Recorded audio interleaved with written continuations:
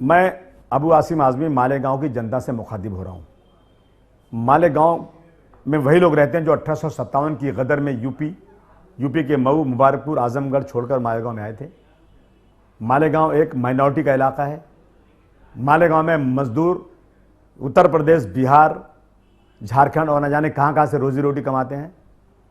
मैं आपको बता दूं, मैं 2009 से 2014 तक जब असेंबली में था तो मालेगांव के एक एमएलए साहब चुन के आए थे। खुदा की कसम, उन्होंने 5 साल तक जबान नहीं खोली थी असेंबली में, और वो कहते हैं मैं जब तकरीर करता हूं तो समा बांध देता हूं।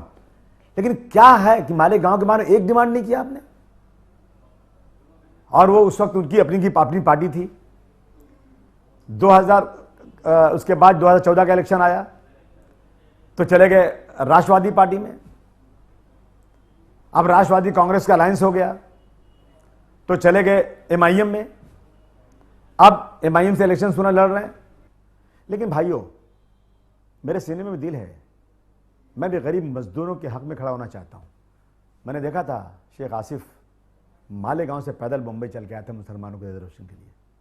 और यकीन जाना, मैं आसिफ के फेवर में नहीं बोल रहा हूं, लेकिन सच्चाई बोल रहा हूं कि आसिफ ने पिछले 5 साल में असेंबली के अंदर जब भी मौका मिला उस शख्स को, उसने मालेगांव के बारे में, चाहे पावरलूम का मामला रहा हो, चाहे वहां की सड़कों का मामला रहा हो, चाहे मजदूरों का मामला रहा हो, तो मालेगांव की कारपोरेशन का मामला रहा हो, हर जगह उसने डट करके बात किया। और आप ये रिकॉर्ड आसिफ को छोड़ दीजिए, मुझसे मंगाई, मैं आपको देने को तैयार हूं।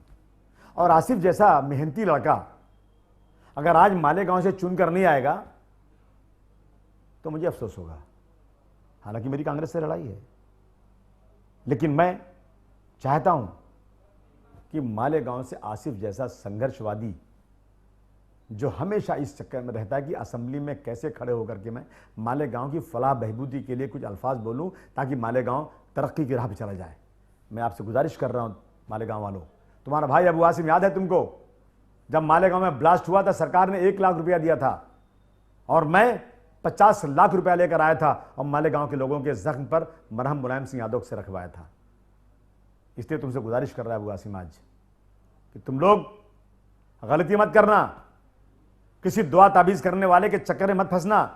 दुआ ताबीज करिए, मस्जिद में नमाज पढ़ाइए, लेकिन सियासत में आकर के लोगों को गुमराह मत कीजिए। दोस्तों और साथियों, भाइयों और बहनों, आसिफ एक बहुत अच्छा लड़का है, मैंने उसको देखा है। मैं इसलिए आपसे गुजारिश कर रहा हूं, आपका एक ही कोट सिर्फ और सिर्फ आसिफ का जो निशान है पंजा, उसी को दीजिएगा आप लोग। मैं भी आपका एहसान बन रहूंगा। शुक्रिया, खुदा हाफिज।